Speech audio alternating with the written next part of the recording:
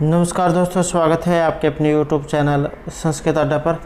दोस्तों, आज की जो वीडियो इसमें हम करने वाले हैं संस्कृत प्रैक्टिस सेट में संस्कृत की परीक्षाओं के लिए महत्वपूर्ण प्रश्न जो आपके आगे आने वाले एग्ज़ाम के लिए महत्वपूर्ण आएंगे, चाहे आप इसमें किसी भी संस्कृत के एग्ज़ाम की तैयारी कर रहे हों। और अगर आपने हमारी इससे पहले वाली वीडियो नहीं देखी है तो इसे आप आई बटन पर क्लिक करके देख सकते हैं। आई बटन आपको ऊपर कोने में जो सेटिंग वाला जो ऑप्शन होता है उस पर क्लिक करके आप आई बटन मिल जाएगा, या फिर हमारे चैनल की जो प्लेलिस्ट है वहाँ पर जाकर आप अभी तक की जितनी भी वीडियो हैं आप देख सकते हैं। और वीडियो शुरू करने से पहले अगर आपने अब तक हमारे चैनल को सब्सक्राइब नहीं किया तो सब्सक्राइब कर ले और साथ में ये घंटे वाले कोने से दबाकर आप ऑल पे क्लिक जरूर कर लीजिएगा, जिससे आपको हमारे आने वाली जो वीडियो उसकी नोटिफिकेशन मिलती रहेगी। और दोस्तों, वीडियो को लाइक कमेंट और शेयर जरूर कीजिएगा। और आप हमारा जो दूसरा चैनल है रीडिंग राउट्स के नाम से इसे भी सब्सक्राइब कर सकते हैं, क्योंकि जो भी कोई नई वैकेंसी आई इससे संबंधित महत्वपूर्ण अपडेट आती है हम इस चैनल पर डालते रहते हैं। और उसका लिंक आपको इस वीडियो के डिस्क्रिप्शन में मिल जाएगा, तो वहाँ से आप हमारे चैनल पर पहुँच जाओगे, या फिर आप या रीडिंग राउट्स नाम से चैनल को सर्च करके भी सब्सक्राइब कर सकते हैं। तो हमारा जो यहाँ पर पहला क्वेश्चन है उच्चारण स्थान से, ये उच्चारण स्थान है और उच्चारण स्थान वाला एक क्वेश्चन एग्जाम में ज़रूर पूछा जाता है। तो यहाँ पर जो पहला जो आपका उच्चारण स्थान है अकुह विसर्जन नाम कंठ है। तो इसमें जितने भी वर्ण आए हैं जैसे अ है और उसके बाद आपका एक वर्ग है, उसके बाद आया है आपका ह और विसर्ग।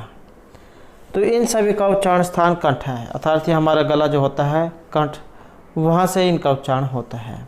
इसी तरीके से इचु ऐसा नाम तालु, ई और चवर्ग, य और सा, तालु वाला जो सा होता है ये वाला, इनका उच्चारण स्थान तालु से होता है।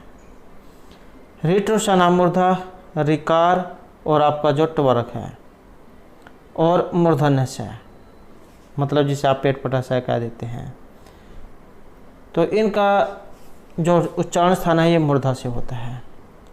लरी तुलसा नाम दंता, लरी त्वर्ग, ल और सा, ये सेब वाला जो सा होता है, सड़क वाला सा है, इसका उच्चारण स्थान दंत हमारे दांत जहन से होता है।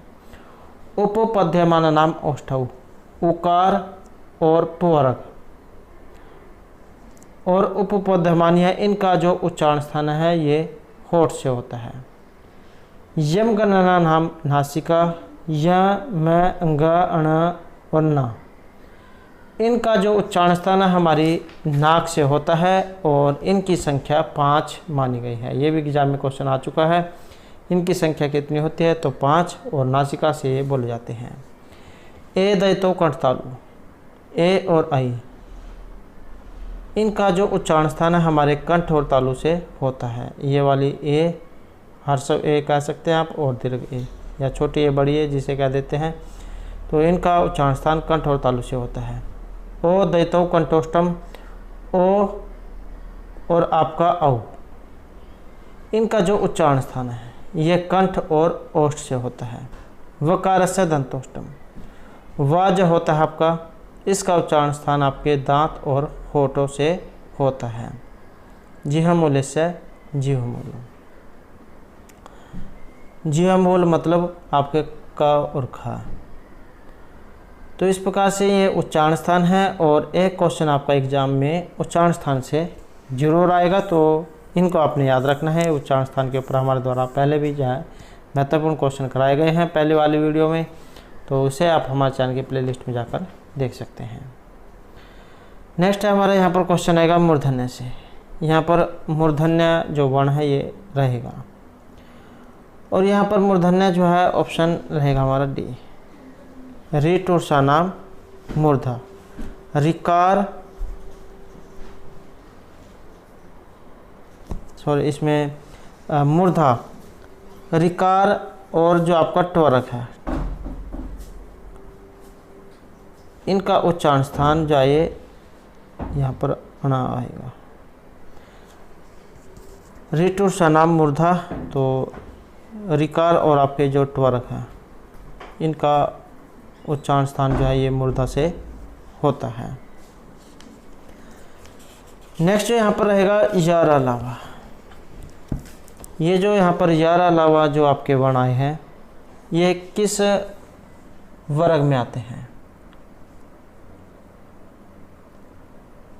और यहाँ पर जो हमारा सी आंसर है ये ऑप्शन बी रहेगा, अंतस्थ वर्ण और ईषद सपृष्ठ वर्ण।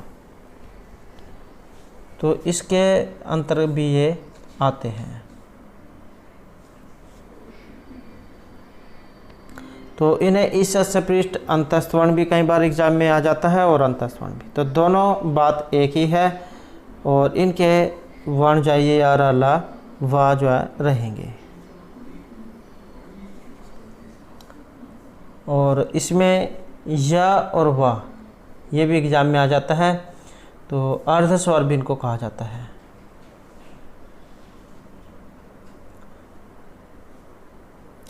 नेक्स्ट है नक्षत्र संपात गणना किन वेद काल है निर्धारित है। तो वेद का जो समय है यहाँ पर ये किन के द्वारा बताए गए हैं, और इसमें जो माना गया है हमारा ऑप्शन सी को, ये जो बाल गंगाधर तिलक जो है इन्होंने नक्षत्र संपात गणना के आधार पर ये जो वेद का जो काल है ये निर्धारण किया था। नेक्स्ट है निरुक्त ग्रंथ है कांड संख्या वर्तते।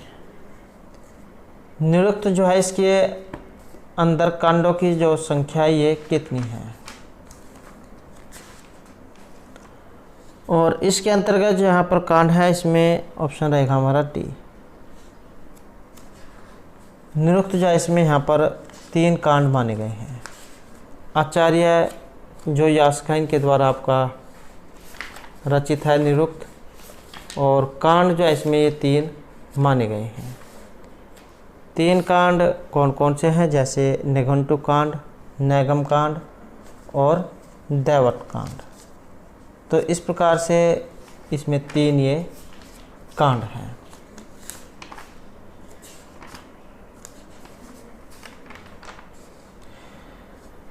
नेक्स्ट रहेगा अघातगच्छ इति पठ्यते।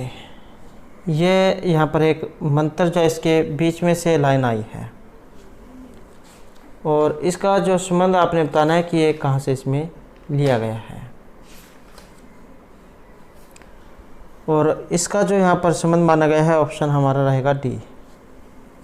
आपका जो यम यमी जो संवाद सूक्त है वहाँ से ये लिया गया है,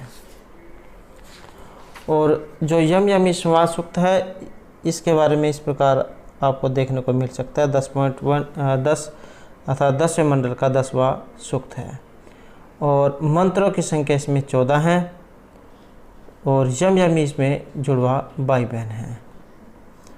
और ये जो यहाँ पर मंत्र आया है इसमें क्या कहा गया है,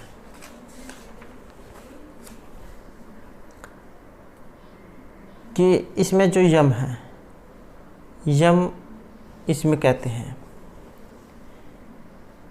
कि भविष्य में ऐसा युग आएगा जिसमें भगिनी अपने बंधुत्व विहीन भ्राता को पति बनाएंगी। हे सुंदरी, मेरे अतिरिक्त किसी दूसरे को पति बनाओ, यह वीर्य सिंचन करेगा, उस समय उसे भाव में आलिंगन करना। तो इसमें जो यम यमी जो भाई बहन है, यम अपनी बहन जो है उससे ये कह रहा है।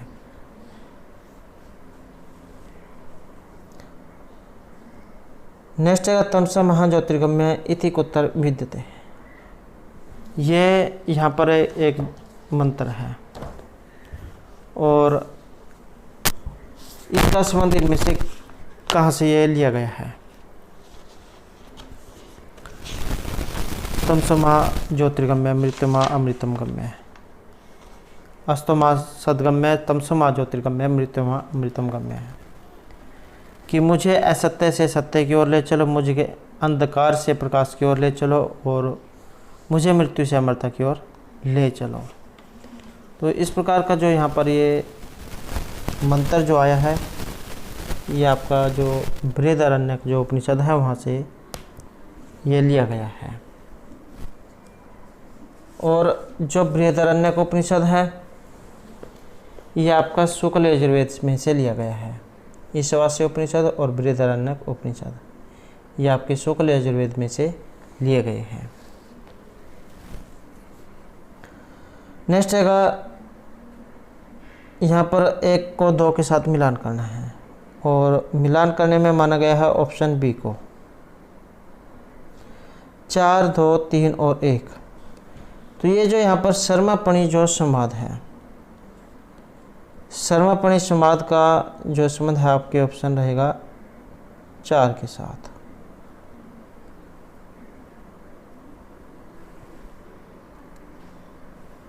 सॉरी, ये जो यहाँ पर ऋग्वेद के जो 10वां जो मंडल है वहाँ से ये लिया गया है। सर्मापणी संवाद सूक्त 10-108, 10वें मंडल का 108वां सूक्त है। तो इसमें ये ऑप्शन सी जो है ये माना गया है, 2, 3, 4 और 1। उसके बाद स्वाध्यात्मा प्रबंध है, ये लिया गया आपका तैत्तिरीय उपनिषद से। तैत्तिरीय उपनिषद, और तैत्तिरीय उपनिषद आपका जो कृष्ण जो यजुर्वेद है वहाँ से ये लिया गया है तैत्तिरीय उपनिषद। कल्प या वेद के जो 6 अंग थे उनमें से जो लिया गया है, तो कल्प का संबंध आपके हाथ से है। और आत्मन है तो कामाय सर्वम, इसका संबंध आपके रहेगा ऑप्शन 1 में बृहदारण्यक उपनिषद से। नेक्स्ट है प्रतिमा नाटक। तो ये जो प्रतिमा नाटक जो है इसके रचयिता महर्षि भास जो है, उन्होंने जो 13 नाटक लिखे थे, तो उन्हीं में से है ये प्रतिमा नाटक। और भास के द्वारा जो 13 नाटक लिखे गए थे ये कौन कौन से थे, जैसे अभिषेक नाटक, प्रतिमा नाटक, मध्यमयोग, उर्भंग, पंचरात्र, दूत वाक्य, दूत घटोत्कच, कर्णभार, बालचरित, अभिमारक, दरिद्रता चारुदत्त, प्रतिज्ञा, योगेंद्रायण और सपनवास्तम। तो इस प्रकार से यहाँ पर ये महर्षि भासजन के द्वारा 13 नाटक लिखे गए हैं। नेक्स्ट है अज्ञात हृदय वैरिभवती सौहार्द्रम इति वाक्य से कर्ता। इस प्रकार की यहाँ पर एक पंक्ति आई है और इसके कर्ता इनमें से कौन है, तो इसके कर्ता है यहाँ पर ऑप्शन बी महर्षि कालिदास। नेक्स्ट है उपरति इति इत्यस्य का अर्थ है, ये जो शब्द यहाँ पर आया है इसका अर्थ इनमें से क्या लिया गया है, और इसका संबंध है यहाँ पर ऑप्शन डी में निगृहीता नाम इंद्रिया नाम विषय आकर्षण भाव है।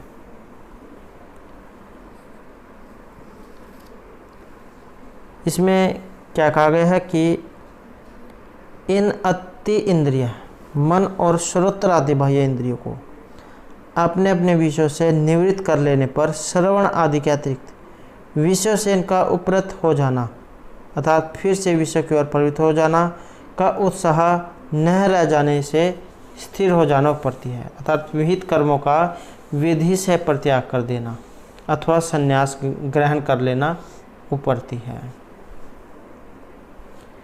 नेक्स्ट है का जीवन मुक्ति न स्वीकृति, जीवन मुक्ति को स्वीकार नहीं करते हैं। और यहाँ पर जो आंसर है हमारा ऑप्शन ए जो ये रहेगा, न्यायिक जो है यहाँ पर जीवन मुक्ति को ये स्वीकार नहीं करते हैं। नेक्स्ट है अधो निर्दिष्टेषु किम असत्यम अस्ति, यहाँ पर एक इनमें से अलग है, और अलग जो है यहाँ पर ये ऑप्शन ए है जीवन मुक्ति विधेय मुक्ति। और यहाँ पर इनमें से ये अलग है, इनमें से एक ये अलग है, तो ये वाला जीवन मुक्ति विधेय मुक्ति। वेदांत जो है इसमें आपकी 2 प्रकार की मुक्तियाँ ये बताई गई हैं, जीवन मुक्ति और विधेय मुक्ति। तो ये जो है यहाँ पर इनमें से अलग है, ये असत्य है यहाँ पर।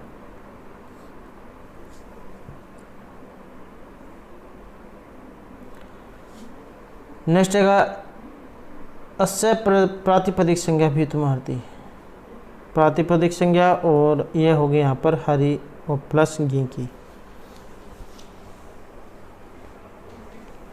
और प्रातिपदिक संज्ञा करने वाला जो सूत्र है अर्थवद अधातुर प्रत्यय प्रातिपदिकम, ये आपकी प्रातिपदिक संज्ञा करेगा और हरि शब्द में ये प्रातिपदिक संज्ञा रहेगी। नेक्स्ट है अग्निचित इत्यत्र उपधा संज्ञा अस्ति, इसकी उपधा संज्ञा, और यहाँ पर रहेगा ऑप्शन डी ची वर्ण की। और उपधा संज्ञा करने वाला सूत्र एग्जाम में आ जाता है तो अलो अंत्यात् पूर्व उपधा, अंतिम अल से पूर्ववर्ती वर्ण की उपधा संज्ञा होती है। तो अलो अंत्यात् पूर्व उपधा जो सूत्र है ये उपधा करेगा। नेक्स्ट है आह्वानम देवानाम वहनम च हविषाम इति अस्ति, और यहाँ पर रहेगा ऑप्शन ए अग्निकर्म। अग्निकर्म जो उसके लिए यहाँ पर ये प्रयुक्त हुआ है। नेक्स्ट है रस अनु प्रधानम वृत्रवध इति अस्ति, और वृत्रवध जो राक्षस है उसके लिए जाने जाते हैं। तो वृत्त राक्षस को मारने के लिए जाने जाते हैं यहाँ पर इंद्र। इंद्र जो देवता है वहाँ से ये लिया गया है, और इनके जो प्रमुख कार्य है इसमें से ये आता है। और जो इंद्र देवता है इनके बारे में और भी क्वेश्चन एग्जाम में आ जाते हैं, जैसे इनकी सूक्त तो 250 सूक्त जो इसमें रहेंगे, और अंतरिक्ष स्थानीय इनको देवता माना गया है, ग्रीष्मद इनके ऋषि हैं। इंद्र का बालों सहित संपूर्ण जो शरीर है ये भूरे रंग का है, और इनके द्वारा लोहे और सोने के निर्मित वज्र धारण किए जाते हैं। ये अत्यंत बलशाली क्षत्रिय और युद्ध के देवता हैं। इनका रथ जो है ये सुनहरे रंग का है, जिसे 2 भूरे रंग के घोड़े खींचते हैं, और वृत्रवध करना इनका प्रमुख कार्य है। तो इंद्र जो देवता है उनके लिए ये यहाँ पर आए हैं। इंद्र का काम है वृत्रवध करना। नेक्स्ट है कर्णव संहिता वर्तते, ये जो यहाँ पर कर्णव संहिता जो आई है ये ली गई है, और आपकी जो यहाँ पर ये कर्णव संहिता है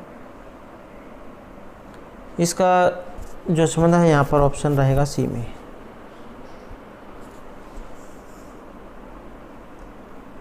शुक्ल जो यजुर्वेद है यहाँ से ये ली गई है कर्णव संहिता, या फिर आप कह सकते हैं कर्णव शाखा, और 2 इसमें शाखाएँ हैं, और ये आपके शुक्ल यजुर्वेद में आती है।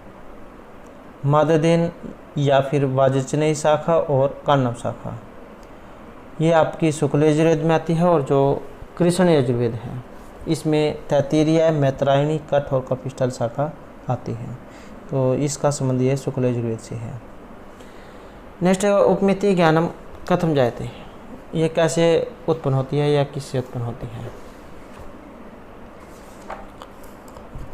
तो इसका जो यहाँ पर संबंध जो है आपके ऑप्शन सी में रहेगा। सादृश्यता जो है इससे आपकी उपमिति ये उत्पन्न होती है।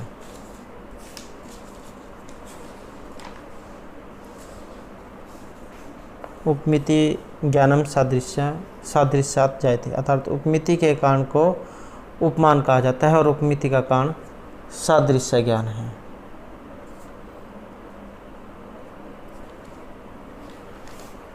नेक्स्ट रहेगा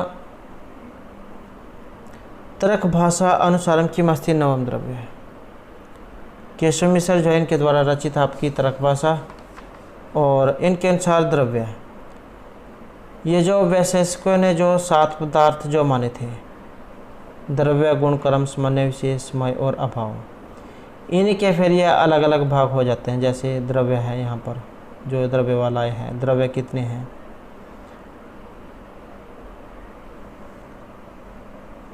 तो द्रव्य जो है इनकी संख्या 9 मानी गई है। द्रव्य ये भी एग्जाम में आ जाता है, द्रव्य कितने हैं, तो द्रव्य की संख्या 9 है, और इनमें से कौन सा है, तो ऑप्शन डी यहाँ पर रहेगा आत्मा। और कौन कौन से हैं, पृथ्वी, जल, तेज, वायु, आकाश, काल, दिक्, आत्मा और मन। तो इस प्रकार के यहाँ पर ये 9 हैं।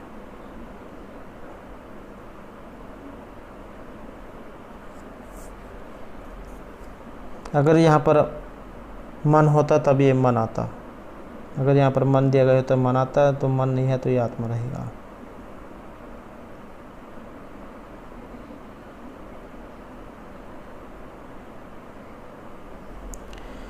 नेक्स्ट है तर्क भाषायां कति प्रमाणानि।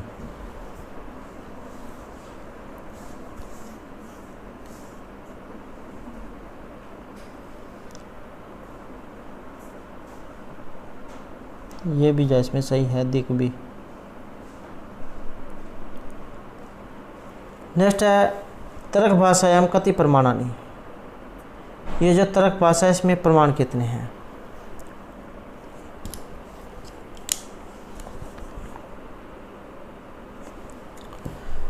तर्क भाषा में प्रमाणों की संख्या और प्रमाण माने गए हैं यहाँ पर ऑप्शन सी, इसमें 4, प्रत्यक्ष, अनुमान, उपमान और शब्द प्रमाण।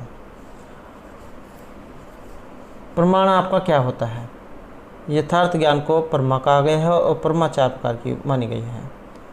प्रत्यक्ष, अनुमिति, शब्द और उपमिति। प्रमा की प्राप्ति जिस माध्यम के द्वारा होती है उसे प्रमाण कहा गया है और ये 4 माने गए हैं, प्रत्यक्ष, अनुमान, शब्द और उपमान।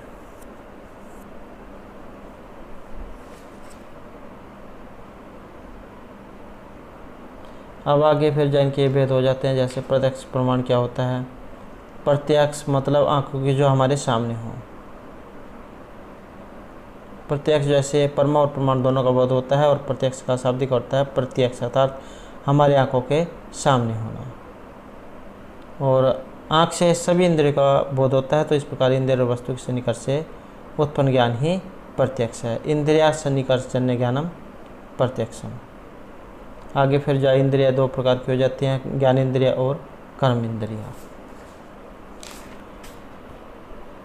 नेक्स्ट है संख्या कारिकायाम की दृशा गुण। संख्या कारिका जो है ईश्वर कृष्ण के द्वारा रचित आपकी संख्या कारिका और उसमें गुण, और इसमें गुण माने गए हैं ऑप्शन बी को, प्रकाश, प्रवृत्ति, नियमार्थ। ये जो सत्ता, रज और तम, ये इसमें 3 गुण माने गए हैं। और जो आपका ये गुण वाला क्वेश्चन है ये भी एग्ज़ाम में आता है, तो पहले भी कई बार एग्ज़ाम में अब पूछा जा चुका है। तो आपका जो ये सत्ता गुण जो है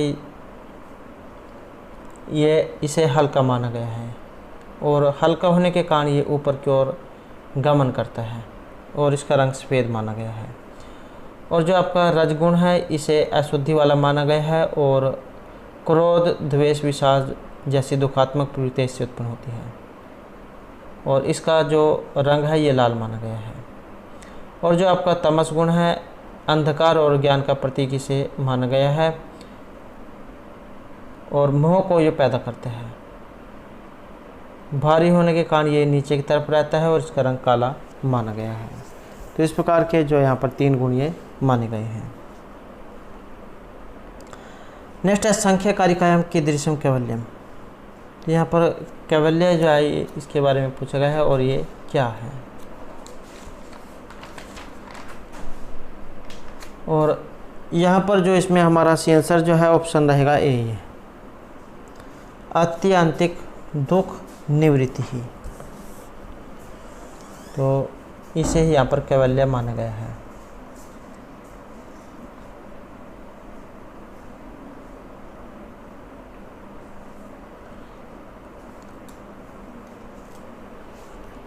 नेक्स्ट आएगा गोपथ ब्राह्मण। गोपथ ब्राह्मण केन वेदेन संबंधम।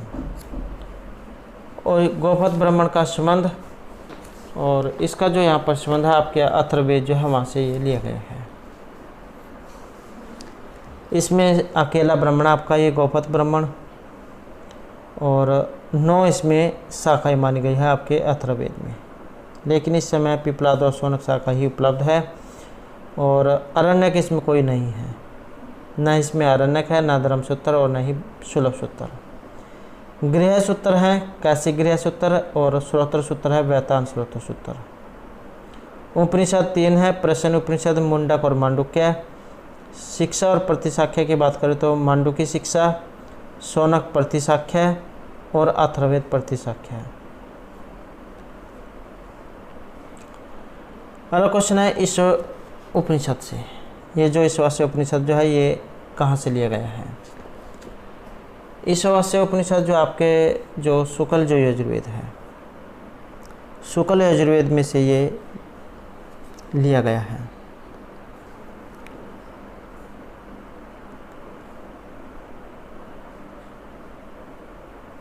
ये ईशावास्य उपनिषद है। यहाँ पर ईशावास्य उपनिषद आपका जो शुक्ल यजुर्वेद है वहाँ से लिया गया है। ईशावास्य उपनिषद और बृहदारण्यक उपनिषद। तो यहाँ पर जो ये क्वेश्चन आया आपके मंडू की शिक्षा का, मंडू की जो शिक्षा है इसका संबंध आपके ये अथर्ववेद से है। अथर्ववेद में से ये ली गई है। और इसमें कौन कौन सी है? इसमें मांडू की आपकी शिक्षा हो गई, शौनक प्रतिशाख्या और अथर्ववेद प्रतिशाख्या है। तो ये तीन जो है इसमें माने गए हैं। तो अथर्ववेद जो है इसमें से ली गई है। नेक्स्ट है वीरस प्रधान नाटकम। वीरस प्रधान यहाँ पर नाटक इनमें कौन सा माना गया है? और वीरस वाला जो यहाँ पर है इसमें आपका जो वेणी संहार जो नाटक है ये इसमें वीरस प्रधान रहेगा। भट्ट नारायण जौन के द्वारा ये रचित है और 6 इसमें अंक हैं। वीरस प्रधान इसे माना गया है और आधार ग्रंथ है इसका महाभारत। द्रौपदी की जो चोटी है उसका संहार करना ही इसका यहाँ पर मुख्य उद्देश्य है। इसी के ऊपर जो नाटक लिखा गया है। नेक्स्ट है एनम कवि नाम यह चक्रवर्ती इति विदंती उपस्थित है। तो इस प्रकार की उक्ति का संबंध इनमें से किससे है? और इसका जो संबंध है यहाँ पर महर्षि बाणभट्ट से लिया गया है। नेक्स्ट है यहाँ पर मिलान करने का। और मिलान करने में रहेगा ऑप्शन डी हमारा 4, 1, 2 और 3। तो इसे मिलाकर आप देख लेते हैं 4, 1, 2 और 3। द्वाविंशति सर्गात्मक मतलब इसमें 22 सर्ग वाला कौन सा है? 22 सर्ग जो है यहाँ पर आपके नैषधचरित जो महाकाव्य है इसमें रहेंगे, जो श्रीहर्ष के द्वारा रचित है। उसके बाद आ जाता है आपका 20 सर्ग वाला। 20 है ये शिशुपाल वध में जो महर्षि माघ के द्वारा रचित है। उसके बाद आ जाता है आपका 19 19 सर्ग। और 19 सर्ग वाला है ये रघुवंश महाकाव्य जो महर्षि कालिदास के द्वारा रचित है। उसके बाद आ जाता है यहाँ पर 18 सर्ग। 18 सर्ग है किरातार्जुनीय जो महर्षि भारवी के द्वारा रचित है। तो इस प्रकार से इनका मिलान है। और अगर आपको मिलान ये सब जैसे इसमें 4 ऑप्शन है, 4 के 4 नहीं आते हैं और 1 या 2 के बारे में पता है तो पहले उसे आप मिला के देख सकते हैं। जैसे आपको 20 सर्ग वाले का पता है कि 20 वाला यहाँ पर शिशुपाल वध है। तो इसमें आप देख सकते हैं यहाँ पर जाकर कि इसमें जो आपका बी ऑप्शन है, बी का इसमें कौन सा ऑप्शन इसके साथ मैच कर रहा है। तो अगर वो वाला भी ऑप्शन यहाँ पर मिलान कर रहा है और आपको दूसरा भी आता है तो वह भी आप मिलान करके देख सकते हैं। इस प्रकार आप आसानी से जल्दी भी इसको फिल कर सकते हैं। नेक्स्ट है भवभूति महाकवि इमाम निर्गल तरंगिनी इति वदति। और यह कहा गया है यहाँ पर शिखरणी छंद के बारे में। महर्षि जो भवभूति है इनका प्रिय छंद ये माना गया है शिखरणी छंद। और ये जो आपके यहाँ पर जो छंद आए हैं ये महत्वपूर्ण है। और बात करें यहाँ पर शिखरणी छंद की तो इसका लक्षण रहेगा रसय रुद्र चिन्ह यमन से विलाग है शिखरणी। और इसमें जो आपके अक्षर आते हैं ये 17 आते हैं। 17 अक्षरों वाला इसे माना गया है। यगण, मगण, नगण, सगण, भगण, लघु और गुरु। रस जो है इसमें 6 और रुद्र एक जो है ये एकादश है। रस 6 और रुद्र 11। तो इस प्रकार से 17। नेक्स्ट रहेगा सरस्वती श्रुति महति महताम इति के नुक्तम। इस प्रकार की उक्ति कही गई है और ये कही गई है महर्षि कालिदास के द्वारा।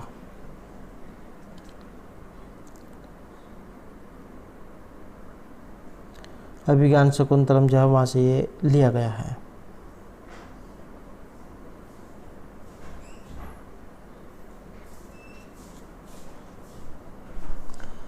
नेक्स्ट है हितोपदेश है।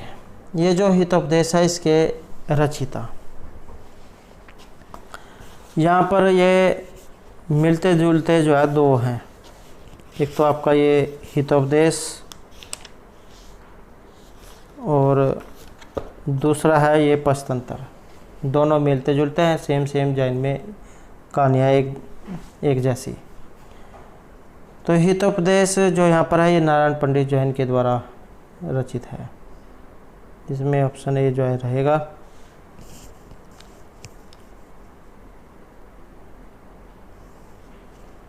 और कुल कथा इसमें 43 हैं।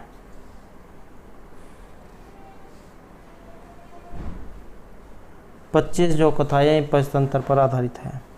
परिच्छेद इसमें 4 हैं। एक एग्जाम में इनके 4 ये परिच्छेद आए थे जो इसमें है, 4 परिच्छेद में है। इनके क्रम भी कई बार एग्जाम में आ जाता है या पूछ लिया जाता है कि कौन कौन से हैं। तो मित्र लाभ, सुहृद वेद, विग्रह और संधि। तो ये 4 परिच्छेद है इसमें, मित्र लाभ, सुहृद वेद, विग्रह और संधि। और जो आपका ये विष्णु शर्मा इनके द्वारा रचित है पंचतंत्र। 5 इसमें तंत्र हैं। मित्र भेद, मित्र संप्राप्ति, काकोलुकिया, लब्ध परनाश और अपरीक्षित कारक। इनका क्रम एग्जाम में आ जाता है तो आपने क्रम से ही इनको याद रखना है। पहले नंबर पे आपके मित्र भेद, दूसरे पे मित्र संप्राप्ति, तीसरे पे काकोलुकिया, चौथे नंबर पे आपके लब्ध परनाश और 5वें पे अपरीक्षित कारक। 70 कथाएँ लगभग इसमें मानी गई है और 900 श्लोक के आसपास इसमें माने गए हैं।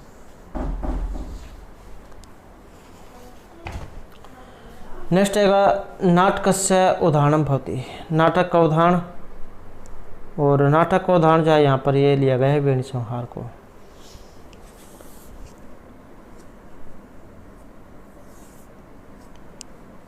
नेक्स्ट है डिम इति रूप के अंक बनती। डिम जो है इसमें अंक होते हैं और डिम में रहेगा ऑप्शन डी हमारा। 4 जो है यहाँ पर इसमें ये माने गए हैं। और डिम ये किस में से लिया गया है? आपके जो रूपक जो होते हैं नाटक, उसके जो 10 वेद हैं उन्हीं में से है ये डिम। नाटक, प्रकरण, भाण, व्ययोग, समकार, डिम, इहमृग, अंक, विधि और प्रहसन।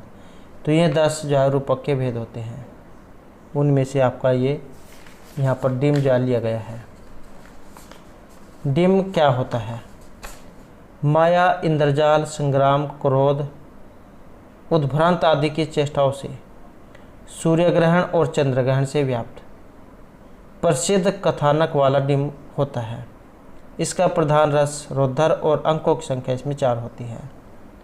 और इसमें विस्कंभक, प्रवेशक, कैसकी वृत्ति, शांत, हास्य, श्रृंगार, इन रसों का भाव होता है।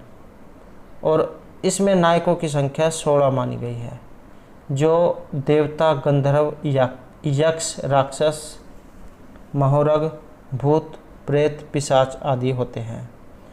त्रिपुरदहा जो है इसका उदाहरण है। त्रिपुरदहा जो नाटक है ये इसका उदाहरण है। अगला क्वेश्चन है यहाँ पर प्रकरण का। प्रकरण से उदाहरण भवति। तो यहाँ पर इसमें प्रकरण है और इसमें रहेगा आपका ऑप्शन बी है। ये जो मृच्छकटिकम जो यहाँ पर आया है,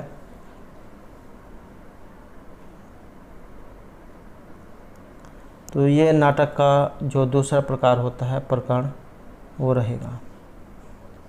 रूपक का दूसरा भेद प्रकार। अंकों की संख्या इसमें 10 है और श्रृंगार रस इसमें रहेगा। भास के द्वारा जो चारुदत्त नाटक लिखा गया है इसका आधार ग्रंथ है। और अंक 6 में मिट्टी गाड़ी वाली घटना के आधार पर इसका नामकरण हुआ है। विदूषक जो है, विदूषक का नाम इसमें मैत्रेय है। मैत्रेय जो है ये विदूषक का नाम है। नेक्स्ट है कादम्बरी अस्ति। तो यहाँ पर कादम्बरी इनमें से एक क्या है? और कादम्बरी जो है यहाँ पर आएगा इसमें ऑप्शन हमारा बी है। कादम्बरी क्या है? एक ये कथा है। और कादम्बरी किसके द्वारा रचित है? महर्षि बाणभट्ट के द्वारा। गुणाढ्य की वृत्त कथा इसका आधार ग्रंथ है। 2 खंडों में ये बटी हुई है। श्रृंगार रस इसमें रहेगा। चंद्रापीड़ इसके मेन जो है नायक है और कादम्बरी इसकी मेन नायिका है, अर्थात आप सबसे प्रमुख कह सकते हैं। नेक्स्ट है श्रुते इव स्मृति अनुगच्छत। सुनते ही याद आ जाते हैं। इस प्रकार की जो यहाँ पर उक्तियाँ ये कहाँ से संबंधित है? इसका संबंध रहेगा ये रघुवंश से। रघुवंश का जो दूसरा सर्ग जो है, द्वितीय सर्ग, वहाँ से ये ली गई है। नेक्स्ट एक वाल्मीकि रामायण प्रधान रस है। महर्षि वाल्मीकि के द्वारा रचित जो रामायण है इसमें मुख्य रूप से रस और करुण जो रस है इसमें ये रहेगा। अगला क्वेश्चन है हनुमानाब्धि दुष्कारम की महात्मानाम इति वाक्यम कस्य अलंकारस्य उदाहरणम। तो यहाँ पर जो ये उक्ति जो है इसमें अलंकार पूछा गया है और अलंकार इसमें कौन सा है? तो दृष्टांत जो यहाँ पर अलंकार है ये इसमें माना गया है। और जो यहाँ पर दृष्टांत अलंकार है, दृष्टांत अलंकार का उदाहरण क्या है? इसका लक्षण रहेगा दृष्टांत तु सधर्मस्य वस्तुनः प्रतिबिंबनम्।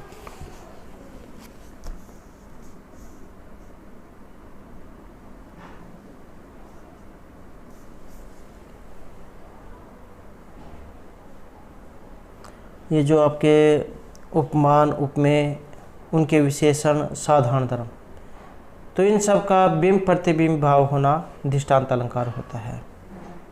ये आपका लक्षण जो आपने जरूर याद रखना है।